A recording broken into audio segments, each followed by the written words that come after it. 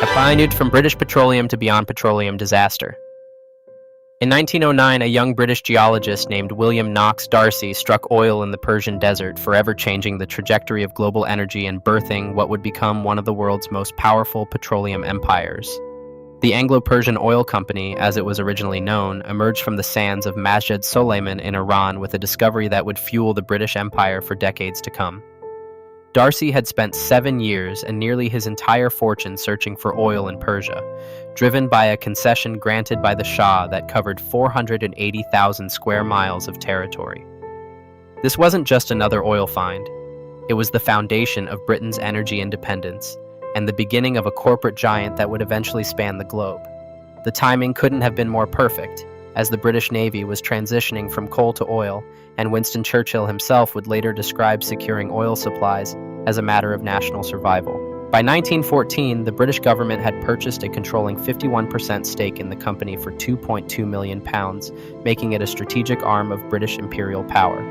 The company's first refinery at Abadan in Iran became the largest in the world, processing over 300,000 barrels per day by the 1930s. What started as one man's risky venture in the desert had transformed into the Anglo-Persian Oil Company, employing over 100,000 people and controlling oil reserves that would prove vital during both world wars. The company's evolution through the tumultuous mid-20th century revealed both its adaptability and its vulnerability to geopolitical forces beyond its control. In 1935, Anglo-Persian became the Anglo-Iranian Oil Company, reflecting Persia's name change to Iran. But this cosmetic shift couldn't mask the growing tensions over oil revenues and national sovereignty. The company's dominance in Iran generated enormous wealth. By 1950, it was contributing more to the British treasury than the entire British income tax system. But local resentment was building toward what many Iranians saw as economic colonialism. The crisis came to a head in 1951 when Iranian Prime Minister Mohammad Mossadegh nationalized the oil industry, seizing control of the Abadan refinery and effectively ending Anglo-Iranian's Persian operations overnight. The British government's response was swift and decisive, organizing an international boycott of Iranian oil that crippled the country's economy and ultimately contributed to Mossadegh's overthrow in a CIA-backed coup in 1953. During this period of uncertainty, the company underwent another transformation, becoming British Petroleum in 1954 and expanding aggressively into new markets across the Middle East, Africa, and eventually North America. The lesson was clear. Relying on a single country for oil reserves, no matter how vast, was a dangerous strategy in an increasingly unstable world. British Petroleum's response to the Iranian crisis was to diversify at breakneck speed, launching exploration efforts that would establish it as a truly global energy giant by the 1960s. The company struck oil in Kuwait in partnership with Gulf Oil, creating the Kuwait Oil Company, and expanded into Libya, where it discovered the massive Sarir field containing over 12 billion barrels of high-quality crude oil. Perhaps most significantly, BP bet heavily on the North Sea when others were skeptical, investing hundreds of millions in offshore drilling technology that many considered too risky and expensive. The gamble paid off spectacularly in 1965 when BP discovered the Sea-Gem field, followed by the massive Forties field in 1970 that contained over 4 billion barrels of oil. These North Sea discoveries transformed BP from a company dependent on Middle Eastern concessions into one with significant reserves in stable Western jurisdictions. By 1975, BP was producing over 1.5 million barrels per day worldwide and had established a retail network of over 25,000 gas stations across Europe and the Americas. The company's green and yellow sunburst logo became synonymous with reliability and British engineering excellence, while its advertising campaigns emphasized technological innovation and global reach. Revenue soared to over £10 billion annually by 1979, making BP one of the largest corporations in the world and a source of enormous pride for Britain as the country struggled with economic challenges throughout the 1970s. The 1980s brought privatization and a fundamental shift in BP's corporate identity as Margaret Thatcher's government sold its stake in the company, transforming it from a quasi-governmental entity into a pure market player. The privatization occurred in 3 phases between 1977 and 1987, with the final government shares sold for £7.8 billion in what was then the largest stock offering in history. Freed from government oversight, BP embarked on an aggressive acquisition strategy that would reshape the global energy landscape. The company acquired Standard Oil of Ohio in 1987 for $7.9 billion, giving it significant refining capacity and retail presence in the crucial American market. This was followed by the 1998 merger with Amoco for $48.2 billion, creating BP Amoco and making it the third largest oil company in the world, with combined daily production exceeding 3 million barrels. The Amoco deal was transformative not just for its size, but for the cultural integration it required, blending British corporate traditions with American entrepreneurial spirit. In 2000, BP acquired Atlantic Richfield Company for $26.8 billion, adding significant reserves in Alaska and further cementing its position as a major player in the North American market. These acquisitions weren't just about size. They brought technological capabilities in deepwater drilling, enhanced oil recovery, and petrochemical production that positioned BP at the forefront of industry innovation. As the new millennium dawned, BP made a bold strategic pivot that would define its corporate image for the next decade. The transformation from British Petroleum to Beyond Petroleum, one of the most ambitious rebranding efforts in corporate history. In 2000, CEO John Brown unveiled the new BP brand with its distinctive green and yellow Helios symbol, representing the sun and solar energy, accompanied by a $200 million advertising campaign that positioned the company as an environmental leader. The Beyond Petroleum campaign wasn't just marketing spin. BP invested over $8 billion in renewable energy projects, including solar panel manufacturing, wind farms, and biofuel research. The company became the world's third largest solar energy producer and operated wind farms generating over 2,000 megawatts of electricity across the United States and Europe. BP's alternative energy division employed over 10,000 people by 2005 and was generating annual revenues exceeding $1 billion. The strategy was revolutionary for an oil company, acknowledging climate change as a real threat and positioning BP as part of the solution rather than the problem. John Brown became the first oil CEO to publicly accept the science of climate change, speaking at Stanford University in 1997 about the need for the industry to take responsibility for carbon emissions.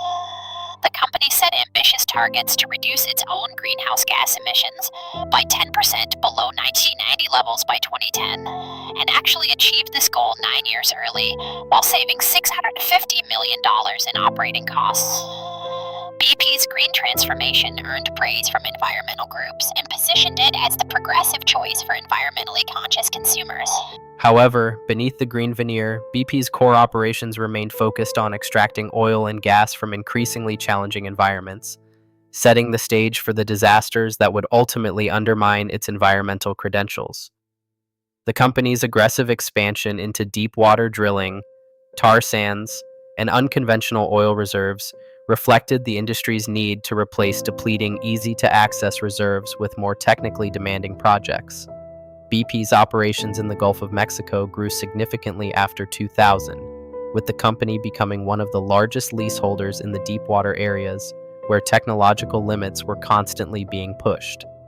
The Macondo prospect, located in Mississippi Canyon Block 252, approximately 50 miles off the Louisiana coast, was exactly the type of frontier drilling that represented both BP's technological ambitions and its operational vulnerabilities.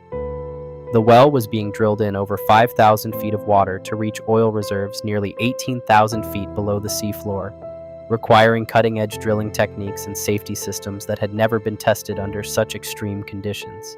Cost pressures were intense. The Deepwater Horizon drilling rig was costing BP over $1 million per day to operate, creating incentives to cut corners and accelerate operations wherever possible.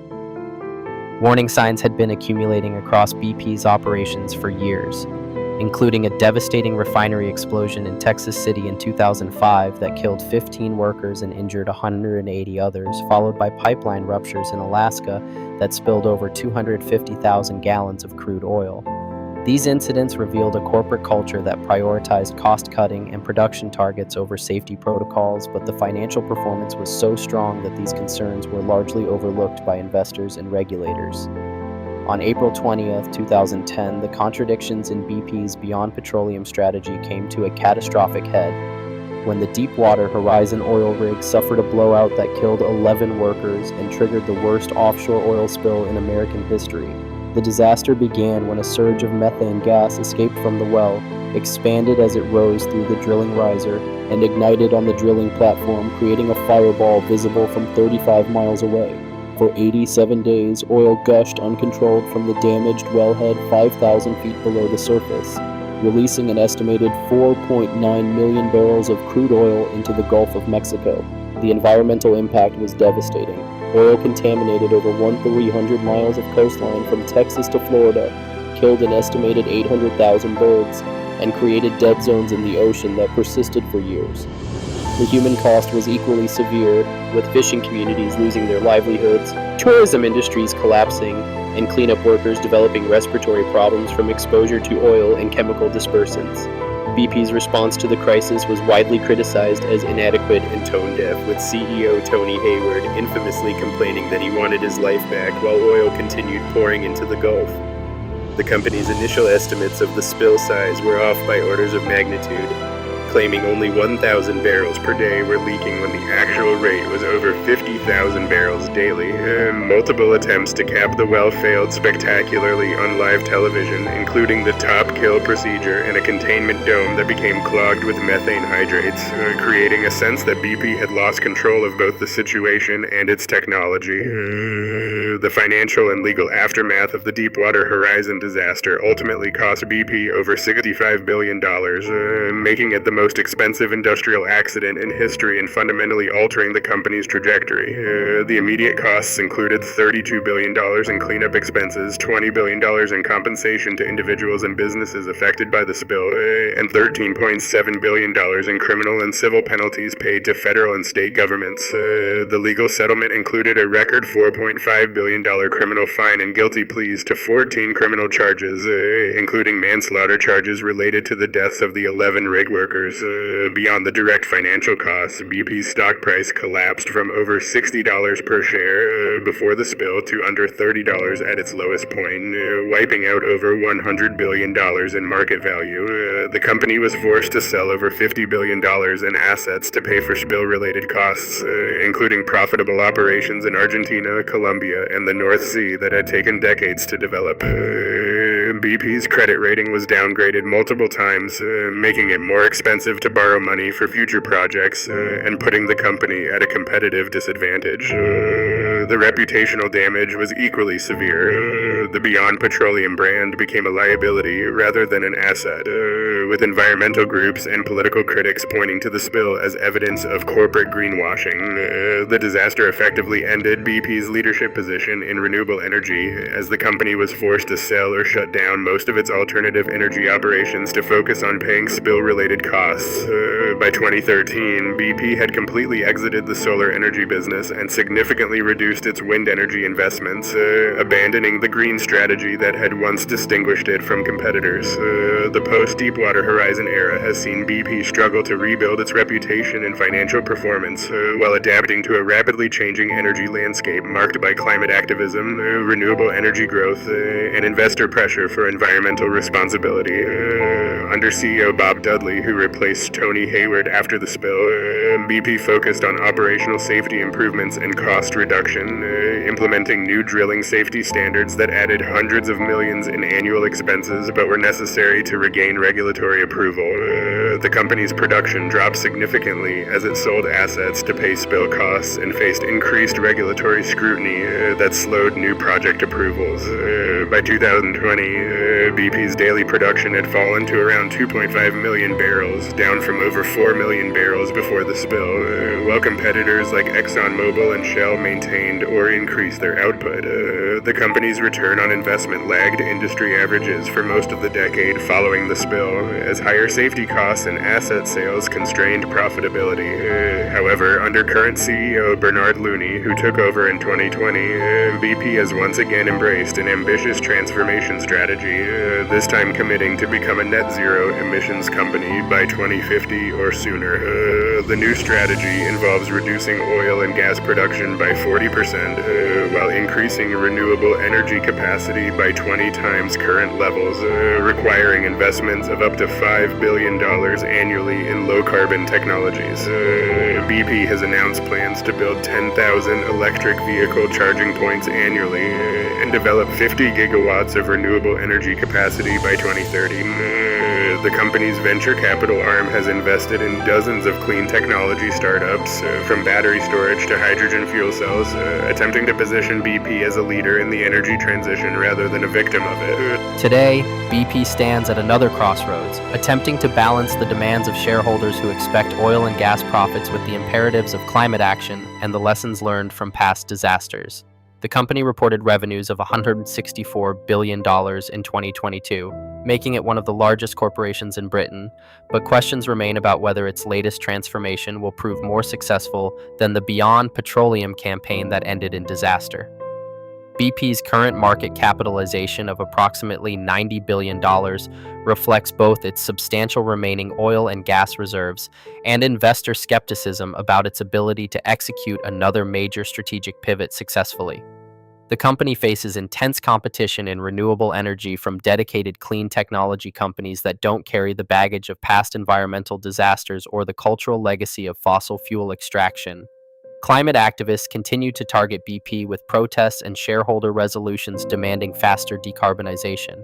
While some investors worry that abandoning profitable oil and gas operations too quickly could destroy shareholder value without guaranteeing success in renewables. The geopolitical landscape has also shifted dramatically, with BP having to exit its 20% stake in Russian oil giant Rosneft following the invasion of Ukraine, costing the company over $25 billion in write-downs.